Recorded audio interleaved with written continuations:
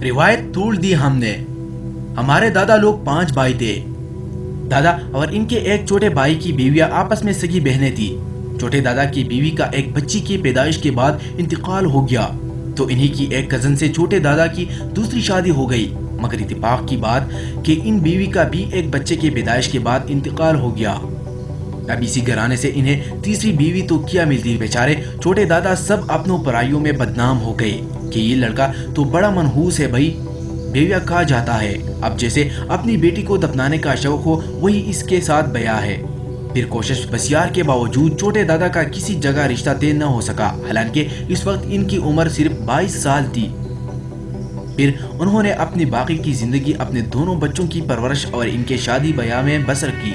پھر ہمارے ابو کی شادی ہوئی تو شادی کے ٹھیک 8ویں روز ان کی ایک پہلے سے بیمار بہن کا انتقال ہو گیا۔ تو سوچنے والی بات ہے کہ جن لوگوں نے ایک لڑکے تک کو نہیں بخشا تھا، اسے منحوس قرار دیا تھا، تو وہ ایک پرائی باہر سے آئی ہوئی لڑکی کو کیسے بخش دیتے۔ آمی کو بھی سبز قدم کے خطاب سے نوازا گیا، جو آتے ہی اپنے نند کو کہا گئی۔ دادی نے آمی کو ساری عمر معاف نہیں کیا۔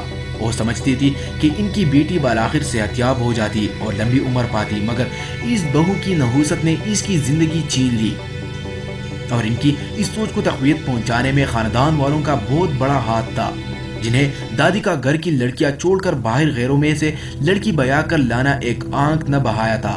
پھر کچھ دیندار اور سمجھدار جانے والوں کو سمجھانے بچانے سے انہوں نے بار بار اپنی بات کو دہرانا تو کم کر دیا، چھوڑ دیا، مگر ان کے دل میں پڑی ہوئی گرے مرتے دم تک نہ کھل سکی۔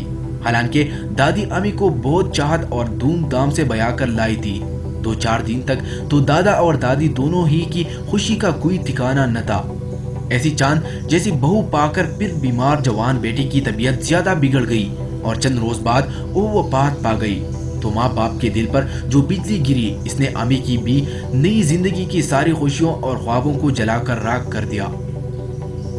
پھر کیسی چوتی چالے کیر پکائی کی محفلیں، گھر میں قل جمعراتیں اور چہلم کی مجلسیں ہوئی، جن میں ایک نئی نویلی دلہن کسی بیوہ کے سے حلیے میں مجرموں کی طرح نظریں چرائی تھی اور طنزیہ نظروں کا سامنا کرنے پر مجبور تھی۔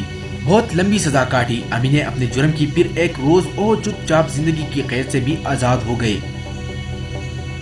اب تو ابو بھی نہیں رہے۔ عجیب اتفاق ہے کہ امی کا انتقال ہماری چھوٹی بہن کی شادی کی تاریخ سے 3 ہفتے قبل ہوا، اور ابو کا سب سے چھوٹے والے بھائی کی شادی کی تاریخ سے ٹھیک 10 روز پہلے انتقال ہوا۔ اگر خاندانی روایت کو ملحوظ خاطر رکھا جاتا تو جہالت کا تقاضا تو یہی تھا کہ ماں کی موت کو داماد کے کاتے میں ڈال دیا جاتا، کہ بارات لانے سے پہلے ساس کو کہا گیا، اور باپ کی موت کا ذمہ بہو کے سر کے گھر میں قدم رکھنے سے پہلے سسر کو قبر میں پہنچا دیا۔ مگر پھر کیا فرق رہ جاتا تب میں اور آپ میں؟